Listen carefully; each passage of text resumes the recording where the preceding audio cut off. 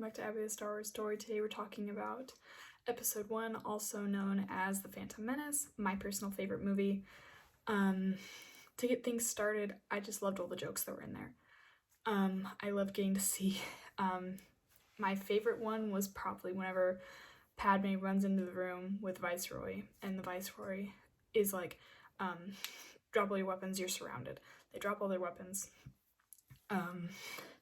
And then the decoy queen comes running by and's like, Viceroy, you're surrounded. And the Viceroy's like, after her, this one's a decoy. And it turns out that it's the wrong way around. And the Viceroy figures it out pretty quickly when she pulls out all the weapons from the chair. When she pulls out all the weapons from her secret chair, which I think is pretty cool. I also loved that scene with the Tordarian. I'm not going to try to pronounce his name because I will never get it right. I never can get it right, so I'm not going to try. I love that scene whenever Qui-Gon is like, Republic credits will do just fine. And he's like, no, they won't. And he's like, Republic credits will do just fine. He's like, no, they won't. And why are you waving your hand around like that, like you're some sort of Jedi? And I just thought that scene was pretty funny, just getting to see that whenever he's like, why are you waving your hand like some sort of Jedi? I'm a Todarian. The Jedi mind tricks don't work on me.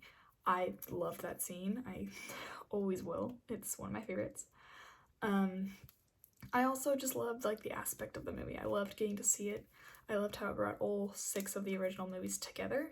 I know that this came out after 4, 5, and 6, but I loved the fact that it brought all 6 of the original movies together. I think there's like 10 movies now. And that's including like the Solo movie and all that.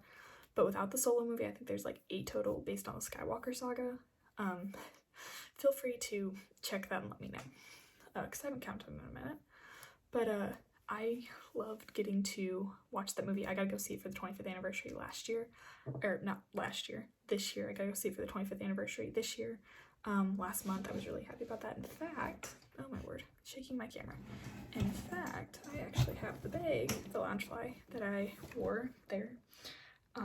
I was really happy about that. I wore that to the showing. I was personally really happy about it. I loved getting to see it in theaters. I feel like one of my favorite lines was whenever Jar Jar took them back to Gungan City after Qui-Gon finding him and being like, just because you can talk doesn't mean you're smart. And he takes them back to Gungan City, and they go back there, and what I'm assuming is the general is like, Jar Jar, you win big doo-doo this time. I loved that scene. It always gets me laughing. I was trying to hold my composure in the theater because there were like a couple other people there and I didn't want to laugh out loud in front of them to ruin the movie. But I really liked it. I thought it was really good. I thought it was really funny. It has always been something that I loved because that was my favorite movie from the Star Wars series. I love how we got to see what Anakin was like, because as we all know from 4, 5, and 6, because those were the movies that came out before 1, 2, and 3, I loved getting to see what Anakin was like, because as we know, he was a Jedi. They talk about that in 4, 5, and 6. Obi-Wan tells Luke that, hey, your father was a Jedi, but Darth Vader killed him.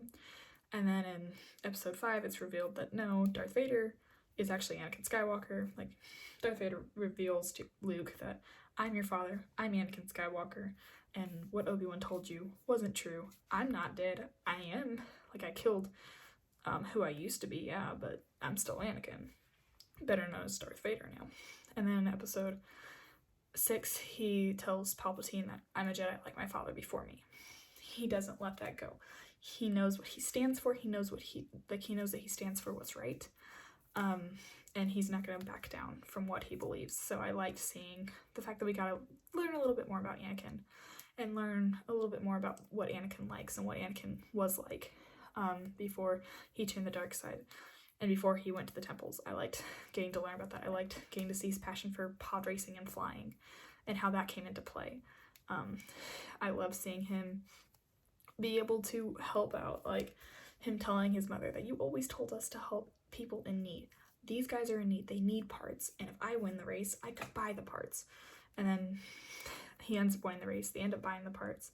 Qui-Gon ends up winning Anakin in a game of chance. It was either Anakin or his mother, even though Qui-Gon tried to get both of them. It didn't work out.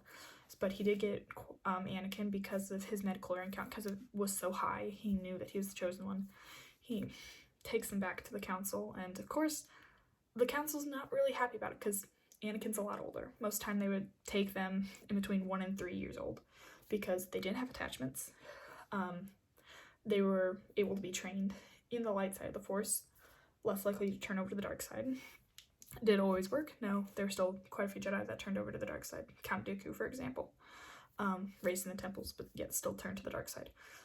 But it was most time they wanted them between 1 and 3 because they could train them in the way of the Force easier.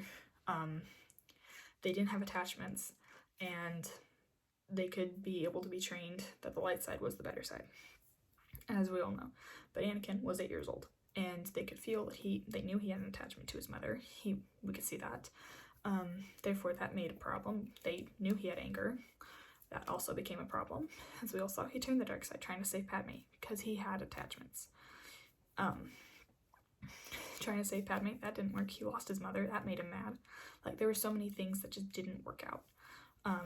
And I wish a lot more people had listened to Yoda after all the council agreed that, yeah, Obi-Wan, like, because they agreed that Qui-Gon wasn't going to be able to train Anakin because they just didn't want him to. They didn't think it was a good idea. So the council had agreed on that, but then after Qui-Gon died, they agreed to let Obi-Wan train him. And Yoda wasn't too pleased about that. Yoda was like, grant you the rank of knight, I do. Or knight you, I do. Grant you the rank of knight, I do. Allow you to train this boy, I do not. Like, agree with you to train this boy, I do not. He doesn't want him to train Anakin because he knows that Anakin has attachments. He knows that there's problems. He knows that there's there could be big problems ahead with him having attachments, with him having with him having anger already. He knew that there could be a problem, and there was. I definitely was super excited about getting to go see this movie, though, in theaters. I was personally a big fan of getting to see it. I'm really hoping to go see it again in theaters one day. I hope to get to go see a lot of the movies in theaters again, because I just think it'd be super cool to go do. That's all I have to say about episode 1, also known as the Phantom Menace. Please like, share, and subscribe, and as always, God bless. Bye, guys.